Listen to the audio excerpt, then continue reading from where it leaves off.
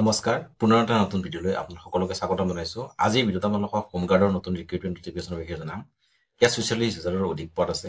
যদি আপোনালোকে এই ভিডিঅ'টো প্ৰথমবাৰ চাই আছে তেনে চেনেলটো ছাবস্ক্ৰাইব কৰি নাপাহৰিব। লগতে আমাৰ টেলিগ্ৰাম গ্ৰুপ আছে, তাৰ লিংক মই ডেছক্ৰিপশ্যনত দি দিম, তাত গৈ আপোনালোকে জইন হৈ ল'ব। কিন্তু নতুন জব নটিফিকেশ্যনটোত কি আছে এবাৰ চাই ল'ব আহক।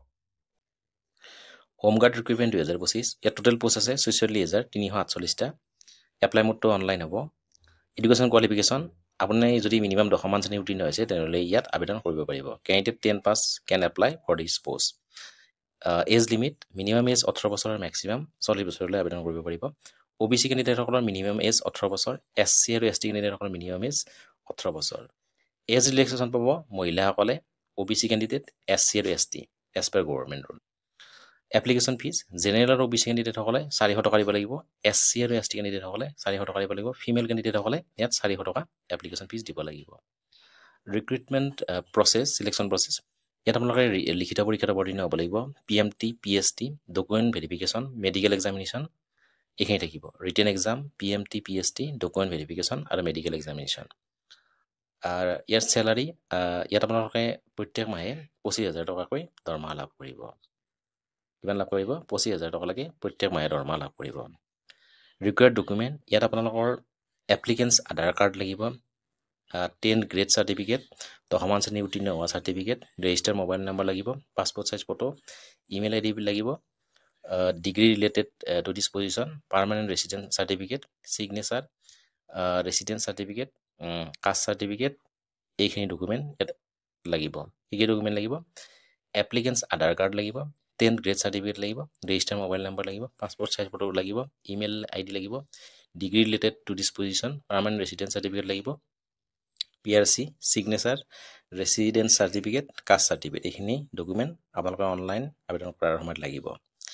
ইয়াৰ যিটো starting date for online apply July 2025, July 2025 পৰা আৰম্ভ হ'ব, জুলাই মাহৰ পৰা। Last date for online apply August 2025, August 2025লৈ আপোনালোকে আবেদন কৰিব পাৰিব। জুলাইত আৰম্ভ হ'ব আৰু আগষ্টলৈ আপোনালোকে লাষ্ট অনলাইন আপোনালোকে আবেদন কৰিব পাৰিব। মই পুনৰ কৈ দিছোঁ, ইয়াত আপোনালোকে অনলাইন আবেদন কৰিবলৈ হ'লে আপোনালোকৰ এইখিনি ডকুমেণ্ট লাগিব।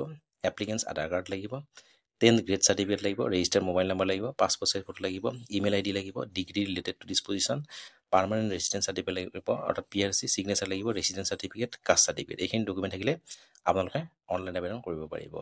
আৰু ইয়াত চেলাৰীটো হ'ব আপোনাৰ 25,000 টকালৈকে আপুনি প্ৰত্যেক মাহে দৰমহা লাভ কৰিব। আৰু চিলেকশ্যন প্ৰচেছটো ৰিটেন এক্সাম অৰ্থাৎ লিখিত পৰীক্ষাত অৱতীৰ্ণ হ'ব লাগিব, PMT PST ডকুমেণ্ট ভেৰিফিকেশ্যন হ'ব, মেডিকেল এক্সামিনেশ্যন, এইখিনি থাকিব আপোনালোকৰ চিলেকশ্যন প্ৰচেছত। আৰু এপ্লিকেশ্যন ফিজ জেনেৰেল OBC কেণ্ডিডেটসকলে 400 টকা দিব লাগিব, SC ST কেণ্ডিডেটসকলে 400 টকা, ফিমেল কেণ্ডিডেটসকলেও ইয়াত 400 টকা এপ্লিকেশ্যন ফিজ দিব লাগিব।